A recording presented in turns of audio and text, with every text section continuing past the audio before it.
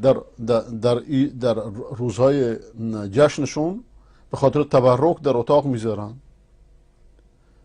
ادرار گاو به چشماشون میذارن مثل سرمه. همه این خرافات از کجا میاد؟ از خدا نشناسی. این آیه شامل همه این خدایان باطل میشه، جز بدبختی هیچی هم نداره. ولذا قرآن فرمود ان الحکم الا لله، همانا حکم، دستور، فرمان از آن آفریدگار هستی است. او مشکل گشای، او حاجت روای، تنها اوست. باب الهوایش تنها اوست. ولذا قرآن با هر چی که غیر واقعی جنگیده. رسول خدا صلی الله علیه و سلم میفرماد در حدیثی که در مسند احمد رحمه الله هست: من اتى كاهنا او عرافا فصدقه بما يقول فقد كفر بما انزل على محمد صلی الله علیه و سلم. کسی که پیش یک ساحر، پیش یک کفبین، پیش یک غیبگو بیاد و اون چرا که او میگه تصدیقش کنه، بر آنچه که بر محمد صلی الله علیه و سلم نازل شده کافر شده. و من اتا ساحرا فلم یصدقه، کسی پیش ساحری بره، یعنی اصلا پیش ساحر نباید بره، حتی تصدیقش هم نکنه، نماز 40 روزش قبول نمیشه، دعای 40 روزش قبول نمیشه. کسانی میگن آقا عدد 13 مثلا یا فلان رقم فلان شماره نحسه، از همین قماشه. ولذا ان الحکم الا لله امر الا تعبدوا الا اياه. حکم، دستور، فرمان از آن خداونده و بهتون دستور داده که غیر از خدا را عبادت نکنید، غیر از خدا را نخوانید، علی رو به جاش نگذارید، یا علی نگید، یا عیسی نگید، یا موسی نگید. ذلك الدین القیم، دین درست و محکم اینه. ولكن اکثر الناس لا يعلمون، لیکن اکثر مردم نمیدونن. دین به معنای خضوعه. انسان جز در برابر خالقش نباید خاضع بشه، جز در برابر کسی که سرنوشت این هستی در دست اوست و اون آفریدگار جهانه. جز به کسی که سرنوشت در دست اوست نباید خاضع بشی، بلکه حکومت، حکم، سلطنت، زندگی، مرگ، رزق، روزی، همه چی تنها در دست اوست. ولذا بهت میگه دین قیم، دین با ارزش، دین محکم اینه و جز او را عبادت نکنی. و وقتی که انسان از سرزنش دیگران نمیترسه، نافرمانی خدا نمیکنه به خاطر فرمان یک مخلوق، خدا باش هست و خدا پشتیبانشه. امر الا تعبدوا الا اياه، خداوند به دستور داده که مخلوق رو با خالق یکی نکنید. اون مخلوق چه امام باشه، چه فرشته باشه. وارد ارتش میشه، قرارداد میبنده، فرمانده ارتشه که دستور صادر میکنه. اما یه سرباز، یه ستوان دستور صادر میکنه که برخلاف فرمانده لشکر باشه، آیا میتونه حرف فرمانده لشکر رو به زمین بذاره؟ اگر چون این کاری بکنه فوری اخراج میشه، زندانی میشه. وقتی خداوند برات کتاب فرستاده میگه این کار انجام بده، این کار انجام نده، امر و نهی کرده، یه انسان جاهل میاد، یک انسان مغرض، یک انسان فریبکار، دجال، امام تراش میگه در مورد امام ها یا غیر امام ها چنان غلو کنه که فریب بده، حرف اونو قبول میکنی؟ پس عقلت کجاست؟ تفکیرت کجاست؟ تفکرت کجاست؟ بعد از همه اینها الان وقت اون اومده که بعد از همه مقدمات که خداشناسی رو بهشون، از راجب خداشناسی بهشون حرف زد، راجب توحید، میاد خوابشون رو تعبیر میکنه. یا صاحب السجن، ای رفقای زندانیم، ای رفقای زندانم، یکی از شما به پادشاهش شراب میده، یعنی یکی نجات پیدا میکنه و دوباره به قصر باز میگرده، دوباره ساقی پادشاه میشه. و اما الاخر فیصلب، اما دیگری اعدام میشه و مرغان از سرش خواهند خورد. و این هم تمام شد. قضی الامر الذی فیه تستفتیان، امری که شما ازش سوال میکنید هم فیصله شده، یعنی کشته میشه. یکی از معجزاتش که خداوند بهش داده همینه که بعضی از غیب رو بهش خبر داده، از جمله همین عالم الغیب فلا یثر علی غیبه احدا الا من ارتضى من رسول. عالم غیب تنها خداونده، پرده غیبش را از هیچ کسی بر نمیداره مگر از رسولانی که ازشون راضیه، نه از امامانی که درست کردن. ولذا میگه یوسف میگه قضی الامر فیصله شده و تمام شده. وقتی که دید که یکی از اینها نجات پیدا میکنه و دوباره به قصر پادشاه باز میگرده، وقال للذي ظن انه ناج منهم اذكرني عند ربك. به اون که گمان میکرد که نجات پیدا میکنه گفت پیش مربیت منو یاد بیاور، یعنی داستان مظلومیتم را، داستان بیگناهیم را اونجا ذکر کن. مفسران اینجا طولانی توقف کردن. بعضیا گفتند که خداوند مؤاخذه‌اش کرد برای اینکه از کسی خواسته که پیش پادشاه ازش یاد کنه و از خدا نخواسته. این حرف البته درست نیست و احادیثی هم درست کردن در این مورد، همچنان که امام ابن کثیر میگه هیچ کدوم اینا درست نیست، بلکه برعکس انسان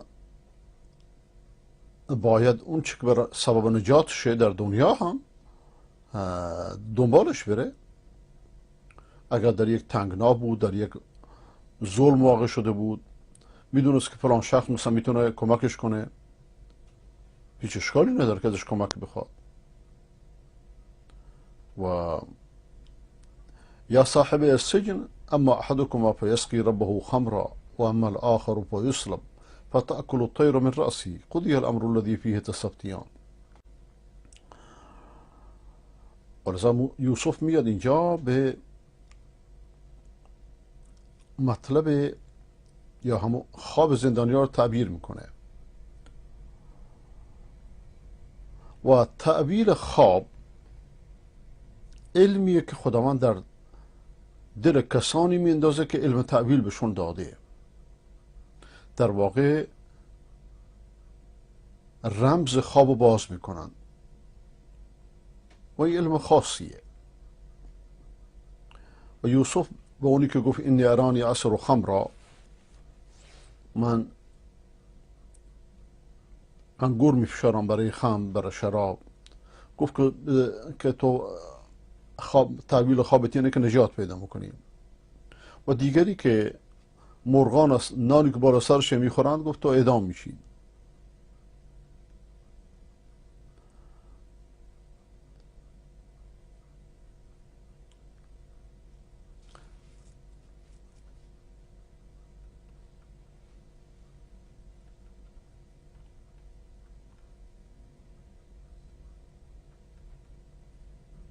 اینجا داستان های متعددی هست، همونطور که عرض کردم.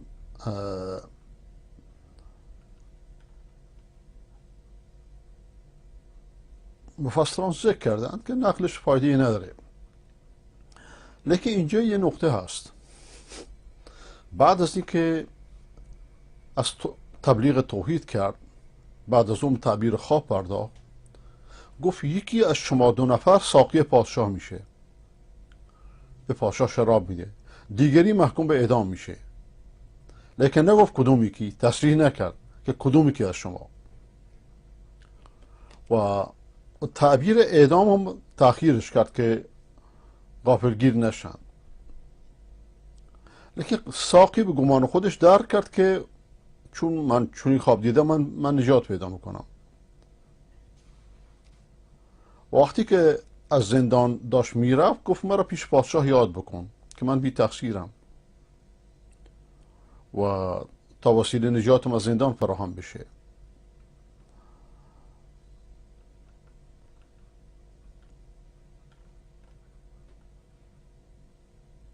ساقی بعد از که از زندان رفت بیرون یوسف فراموش کرد.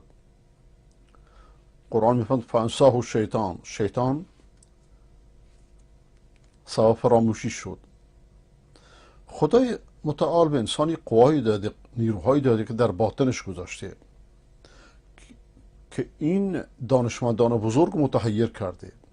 از جمله این نیروها نیروی حافظه، قوه حافظه و عکسش فراموشیه.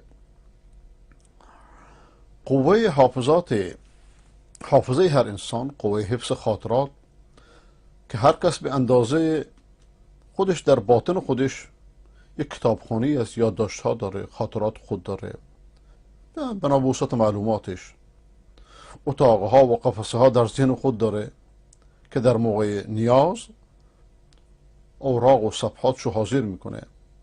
در هر صفحه سطری از معلومات اونو نگاه میکنه و چه بسا که در این کتابخانه قرآن مجید باشه، صدها کتاب دیگه باشه.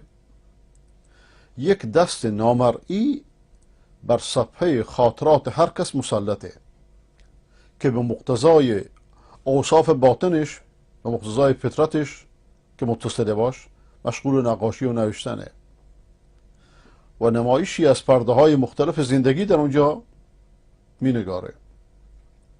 آیا این کتابخانه نامرئی کجاست؟ کارکنانش کیانند که در موقع حاجت در به روی انسان می گشایند و آنچه بخواهد جلوش می زرن. اینو قوه حافظه میگن و بسیاری از آنچه در این کتابخانه بوده در اثر عدم توجه به کلی نابود و فراموش میشه. این کتابخانه نامرئی انسان یه دزد داره که گاهی کتاب یه چیزی رو میدزده و میبره.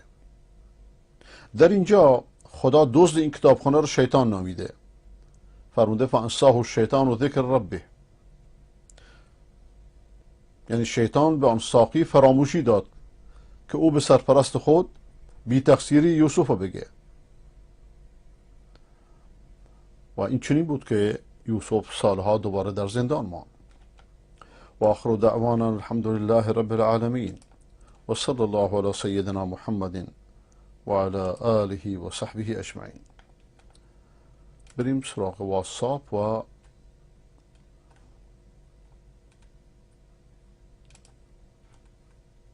سوال هاتون. آقای محمد حنیف متوکل، دو کلمه اساسی برای سعادت دنیا و اخروی.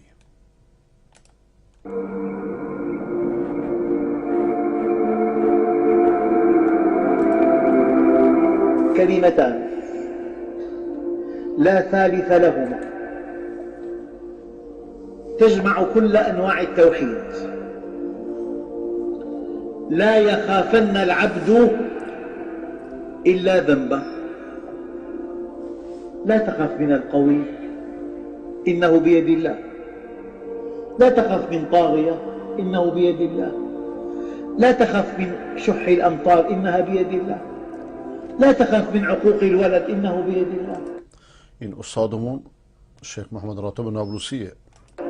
لا تخف من نشوذ الزوجة إنها بيد الله. لا تخف من ظلم الشريك إنه بيد الله. لا يخافن العبد إلا ذنبه. خف من ذنبك. ذنبك يسبب لك كل المتاعب. لا يخافن العبد إلا ذنبه ولا يرجون إلا ربه. والله كلمتان قليلتان خفيفتان تزن الواحد منها جبالا. لا يخافن العبد إلا ذنبه. لا تخف من أحد، كل أحد بيد الله. لا تخف من قوي ولا من طاغية ولا من ظالم ولا من عدو، خف من الله وحده. من هاب الله هابه كل شيء، ومن لم يهب الله أهابه الله من كل شيء. ومن لم يهب الله أهابه الله من كل شيء.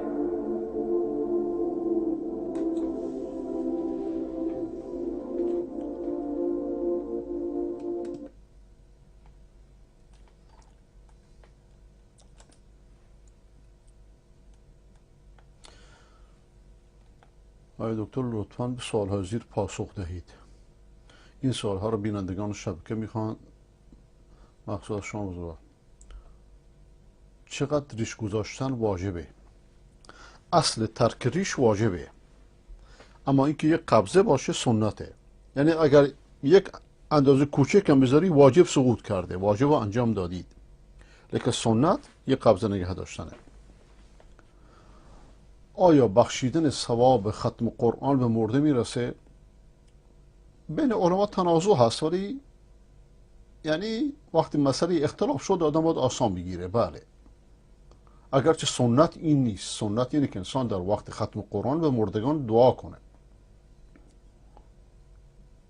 چرا تمام فقها و علمای بزرگ امت تابع مذهب بودند و الان بی سواد میاد امام هنری رو زیر سوال میبره؟ نه، اینطوری نیست. همه علمای بزرگ تابع مذهب نبودند. ابو حنیفه تابع مذهبی نبود، شافعی تابع مذهبی نبود، ائمه اربعه تابع مذهبی نبودند، تابع اجتهاد خود بودند. اصلا مذاهب بعداً درست شد. دقت میکنی؟ و مذاهب در اصل برای حل مشکلات جامعه درست شد، لیکن بعدها به خاطر تعصب و دوری مسلمانان از دینشون خود این راه حل مشکلی مشکل شد. و اینکه ابو حنیفه را زیر سوال رحمت الله علیه زیر سوال ببرند، این از جهالت، از نادانیه. لیکن مشکل این نیست، مشکل تو تعصب در مذهبه. تعصب در مذهب عکس العملش تعصب در لامذهبی است. تعصب کوری و نادانیه. در تاجیکستان قانون علیه حجاب است. اونها میگذارن با حجاب دختران در مسجد. آیا اونها بدون حجاب مکاتب میروند؟ معذورند؟ پناه بر خدا که در یه دولت مسلمان چنین با اسلام جنگ بشه. نه، معذور نیستند مگر به رأی آقای شیخ قرضاوی. و همچنین زن شوهردار تحت این شرط، یعنی بدون حجاب، میتونه رفت علم طبیب بخواند، علم طب بخواند؟ نه، وسیله باید شرعی باشه، کشور دیگه بره. اگر مادر حجاب نکند فرزند دیوس شمرده میشود؟ نه خیر، مادامی که فرزند راضی نیست. نه. آیا برادرزن این گناهکار محسوب میشن؟ مادامی که موافق نیستند گناهکار حساب نمیشن. در انتخابات نظام غیرالله دموکراسی دادن رای جایز هست اگر این مسئله در میان اهل علم، در میان علمای بزرگ هم اختلاف هست، اما راجح اینه که اگر مصلحتی برای مسلمانان هست در رفتن به چنین پارلمانی، انشاءالله که اشکالی نداره که از شرارت ها جلوگیری کنه. مصلحت واضحه. یعنی من یک فرزند هستم، از نگاه اسلام من میتونم به جهاد بروم با اجازه پدر؟ بله، بدون اجازهش نه. در تاجیکستان حکومتدارها تا درجه مرتکب کفر سرکشی شدن که کفر و طغیان رسول مسلمان ها مثل شیر سفید، مثل روز روشن است. سوال اینجاست که آیا جایز است که پلیس را به قتل رساند؟ نه، برای که در چنین حالی جامعه میشه انارشیسم، میشه ناامنی. عروسی اسلامی چگونه باید برگزار شود؟ با خوشی، با شادی، بدونی که منکری درش باشه، با نشید. به جهاد رفتن افضل است یا عروسی کردن؟ هیچ چیزی پای جهاد رو نمیگیره وقتی که جهاد فرض باشه. در مورد امام مهدی اهل سنت کمی حرف بزنید. مهدی اهل سنت با مهدی تراشیده شده شیعه زمین تا آسمان تفاوت داره. در میان اهل سنت دین کامل شده، نیازی به مهدی نداره کاملش کنه. مهدی مثل عیسی، مثل بقیه علامت های قیامت، یکی از علامت های آخر زمانه. یعنی به دین چیزی اضافه نمیکنه. میاد در وقت ضعف مسلمانان خداوند بهش نصرت و پیروزی میده برای کمک مسلمانان. مهدی شیعه بزرگترین مجرم تاریخه که میاد مسلمان کشی میکنه، 2/3 بشر رو میکشه، عربا که هیچی، از ریشه‌کن میکنه. در واقع تراشید ذهن تشیع که به نام مهدی درستش کردن. اگر خواستید من کتابی دارم نوشته ای، مهدی موعود یا مهدی موهوم، در سایت عقیده هست، بخونیدش.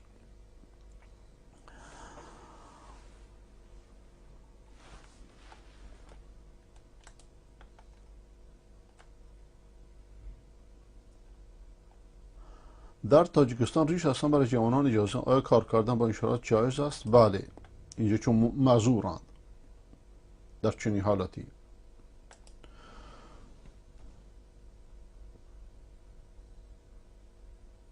آقای امیر هدایت شده از تهران: آیا حواریون عیسی ابن مریم بعد از درخواست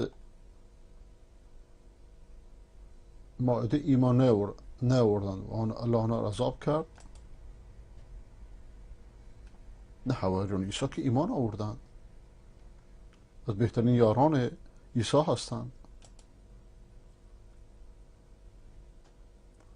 ولی جالب اینجاست که شما از یهودیان سوال کنید بهترین یاران موسی کیند؟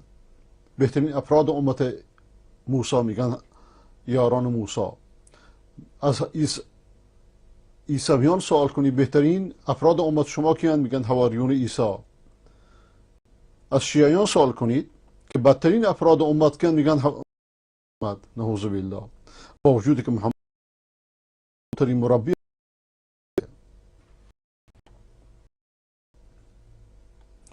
هدایت شده هیئتی: تضاد سخن با عمل.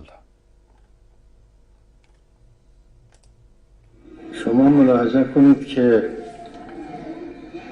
یک نفر که خلیفه مسلمین است، زمامدار امور است، خلیفه است، این چه وضعی داشته است؟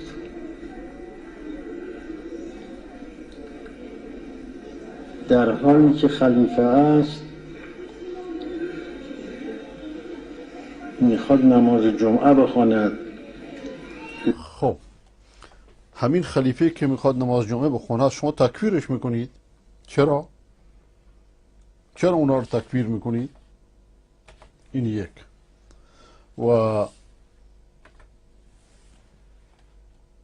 لباس زیادی ندارد. نماز جمعه، شما چرا یک نماز جمعه شرکت نکردید؟ واقعا تضاد سخن با عمله. و همین جایی که نشسته جای فریبه، اینجا که نشسته حسینیه جمارانه، همه ملت فکر میکردند که آقا اینجا نشسته، در صورتی که خودش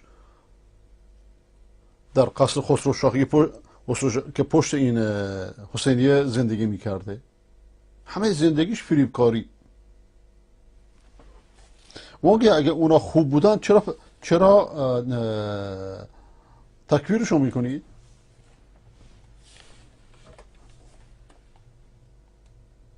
میرد بالای منبر، اون لباسی که داره حرکت میداد به حسب نقل تا خشک بشه. دوتا لباس ندارد. یک کفشی را که خودش وصله میکرده است، کفاشی میکرده است، ازش میپرسن، میگه حضرت میفرماید که این کفش به نظر شما چقدر ارزش دارن؟ میگن هیچ. میگن که امارت بر شما هم خلافت هم در نظر من مثل این کفش یا پایینتر از این کفش هست، مگر اینکه اقامه. پس دروغه، پس امامت دروغه. امامتی که از نبوت بالاترش کردید اینا خود علی قبولش نداره. عدالت کنم، شما کجا سراغ دارید که یک نفر خلیفه باشد و وضعش اینطور باشد؟ حضرت امیر سلام الله علیه حقیقتا مظلوم است و مظلوم بوده است. مظلومیش اینه که شماها به اون نسبت دارید. انتساب شما به علی واقعا یک اهانتی است به علی. حتی در بین شیعیان مظلوم است. فقط در بین شیعیان مظلومه، برای که به نامش تجارت میکنن. وقتی میخوان تعریف کنن حضرت امیر، تعریف میکنن به چیزهایی که برخلاف واقع است و توهین به حضرت است. مثلا میگن که انگشترش رو که میخواسته هدیه بده به فقیر، قیمتش خراج شامات بوده. اون کسی که لباسش اون است انگشتر میروشد که قیمتش خراج باشد، اون یه دروغی که اگر روایت هم داشته باشه دروغ است. حالا اما دروغ بزرگتر اینه که شما امامت از روی انگشتر ثابت میکنید. این دروغ چرا ساکتید؟ دستات ندارم. وقتی میخوان معرفی کنن حضرت امیر را به این جهات معرفی میکنن، به همین جهات چیز.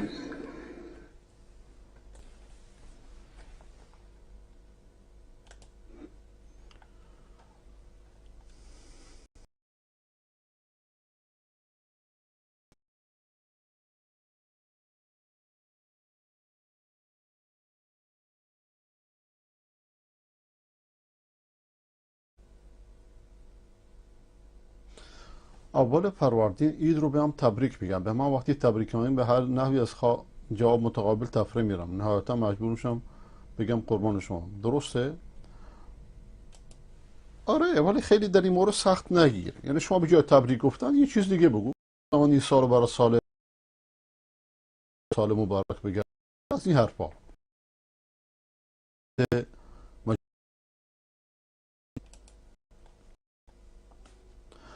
آقای شهردرازی، جاسوس اسرائیل در بیت رهبری.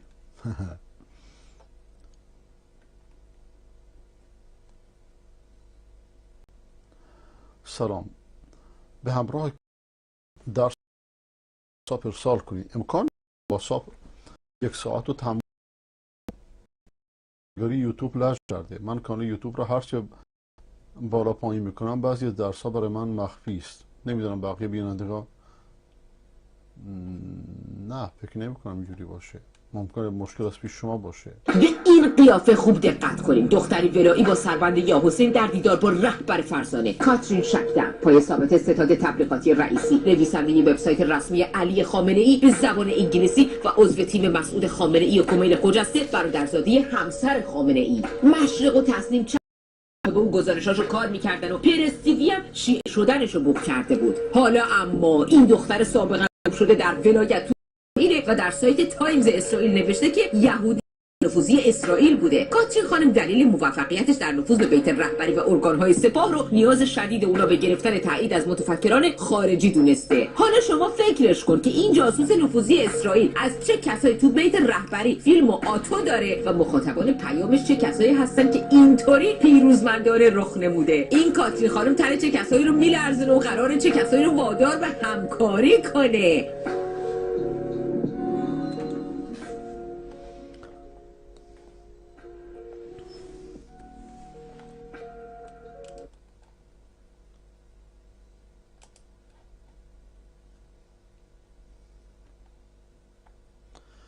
سلام. ماه رمضان که میشه شیعهایی که مثلا یکم دین دارن، خصوصا پیرمردهاشون، وقتی میگه چرا روزی نمیگیری، میگه ما فلان جامون درد میکنه، معده خراب، قلب داغونه، اگه روزه بگیریم فلان میشیم. جالب این که در حین این توضیحات داره با لذت سیگار میکشه. بله، آخه تشیع بهترین راه برای گریز از دینه.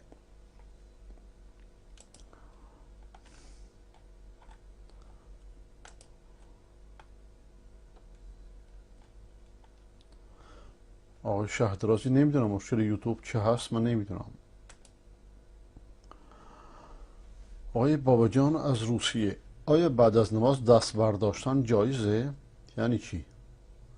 آیا با دست باز نماز خوندن از ثابته؟ نه، از رسول خدا صلی الله علیه و آله دست باز خوندن نماز ثابت نیست. لیکن اگر کسی دست باز نماز خوند به خاطر دست بازی، نماز باطل نیست، برای که سنتیه، واجب نیست. احکام نماز همشون که واجب نیست که. اما اینکه بعد از نماز دست برداشتن جایزه، مقصودتون دست دادنه، سنت نیست. ولی کسی دست داد یعنی گناه نکرده. آقای عبدالعزیز هدایت شده: بی زحمت لینک بخش مستقیم بفرست. مقصودتون چیه؟ نمیدونم. آقای حسین هدایت شده از بهبهان: آیا شما کتاب نهج البلاغه رو قبول دارید؟ نهج البلاغه بارها دربارش صحبت کردم. نهج البلاغه 400 سال بعد از علی نوشته شده. درش بعضی از کلمات هست که حدود 10% به احتمال قوی مال خود علیه. درش کلماتی هست که زیاده از دوران عباسی، از دوران امویه. ادبا این چیزها را به راحتی میدونن. بله. و تازه در همین نهج البلاغه حرف از توحید هست، حرف از نبوت هست، حرف از معاد هست، از عقاید اهل سنت هست. لیکن از عقاید شیعه هیچی نیست. نه امامت، نه اسمت، نه 12 امامی، هیچ کدوم از عقاید شیعه. حتی راجب وضو یک پاهاتون رو بشورید. و تازه همین نهج البلاغه رو به قول آقای مطهری اولین بار در قرن گذشته محمد عبده مصری چاپش کرد، وقتی که در لبنان در تبعید بود.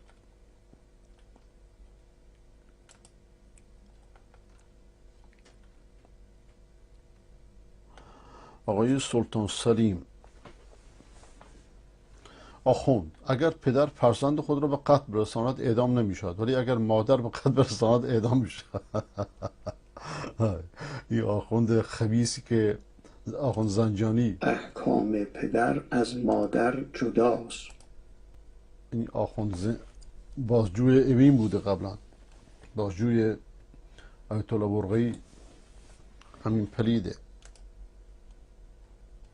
اگر پدر فرزند خود را بکشد اعدام نمی شود، اگر مادر فرزند خود را بکشد اعدام میشه. اگر پدر از اموال فرزند بدزده دستش قطع نمیشه، مادر اگر از اموال فرزند بدزده دستش قطع میشه و همچنین در غصب. بله، این فقه آقایون رافضی.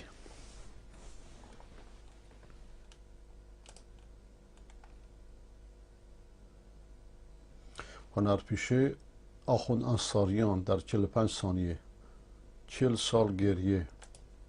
زین العابدین 40 سال داد میکشی.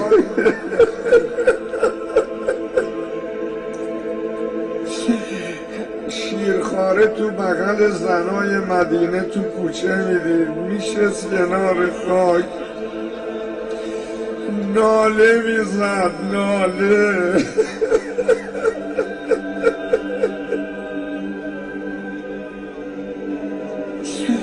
می اومد یه ذره گوشت بخره، قصابو میدید رو به قبله میخواد گوسفند و سر ببره، می اومد جلو میگو آب دادی بهش؟ آب دادی؟ وای.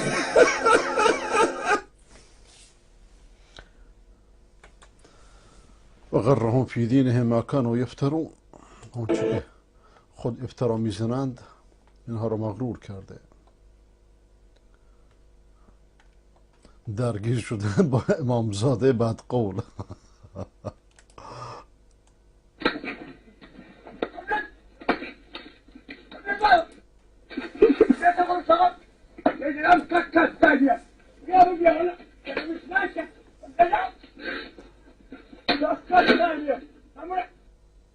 خب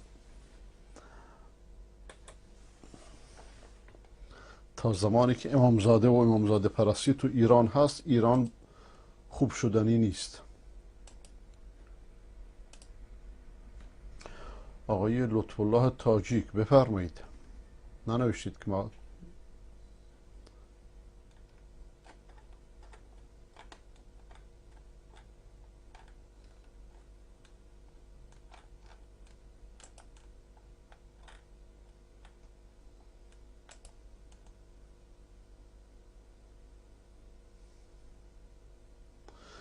در مورد 8 مارس بگید که روز زنانه. این همش از بدعت هایی که دیگران گذاشتند، پیش ما هیچ ارزشی نداره، نه روز زنش نه روز مردش.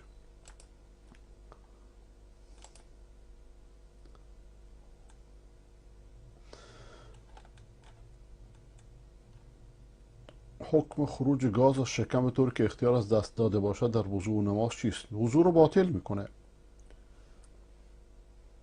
هر چی که از سبیلین خارج بشه، چه باد باشه چه غیر باد، وضوء رو باطل میکنه.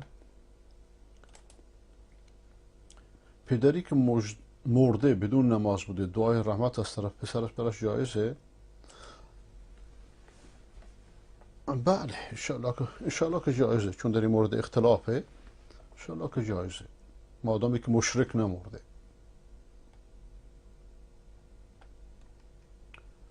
زنده ها رو دریابید.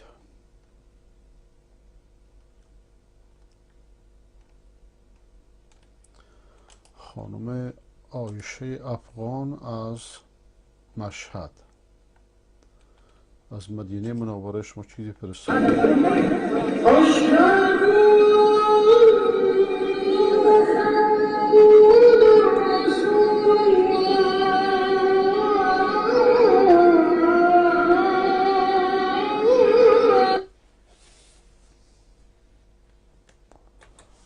مطلب خاصی نبود.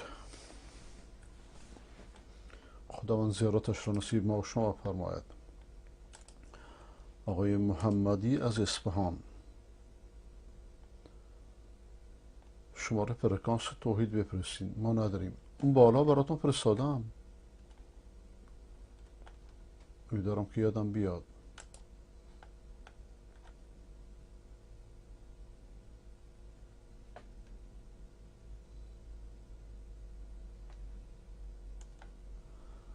انشاءالله.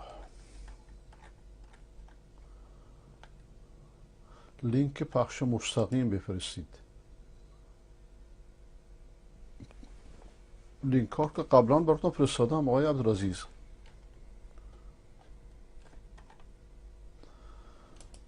اگر در هنگام نماز باد خارج شد باید دوباره وضو گرفت؟ بله، قطعا باید دوباره وضو گرفت.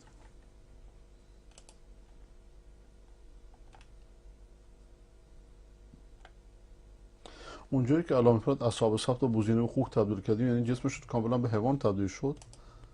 بله، لیکن اونا مردند، همون نسل اول بود و بس.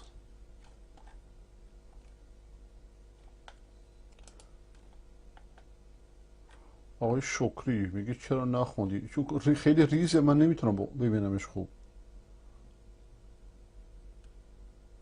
کاش که اینو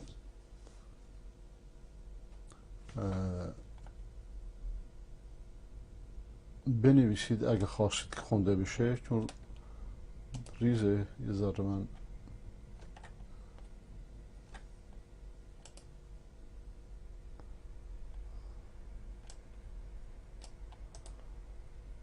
خیلی متشکرم که شما آقای شهردراز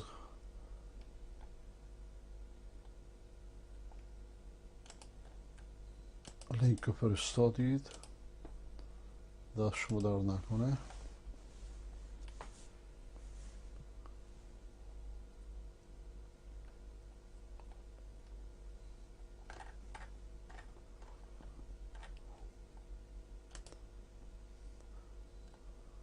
تا زمانی که روحیه ارسطویی بین مردم هست، هدایت نصیبشون نمیشه. بله، و این روحیه رو آخوند ایجاد کرده. عجیب اینه که اینا رو عرب میدونن. خامنه ترک نژاد رو عرب میدونن، آخوند شیعه رو عرب میدونن. چیز عجیبیه. خب دوستان، همه شما رو به خدای بزرگ میسپارم. شب روزتون بخیر هر جا که هستید. و السلام علیکم و رحمت الله و برکاته. الهی ما مردیم ز داغ دامنی، مجاهد نستو طبیب